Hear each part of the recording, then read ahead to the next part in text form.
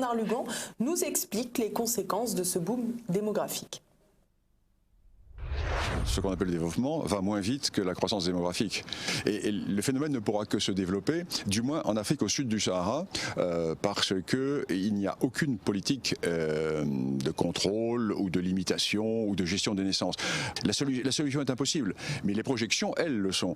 Et l'on peut dire que dans les années qui vont venir, l'Afrique va doubler sa population. Alors avec toutes les conséquences locales, les conséquences humaines, les conséquences politiques, les conséquences écologiques et puis les conséquences migratoires. Parce que le phénomène que nous connaissons aujourd'hui est un phénomène qui va forcément avoir une ampleur de plus en plus grande dans les années à venir. Nous, notre souci à l'heure actuelle, c'est d'établir des partenariats avec les pays d'Afrique du Nord, comme nous l'avions fait avec le colonel Kadhafi.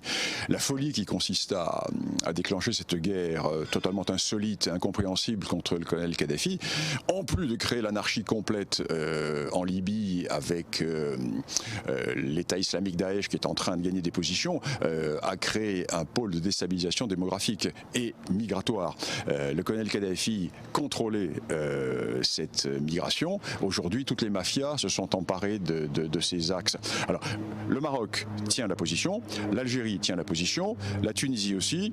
Le maillon faible, c'est la Libye.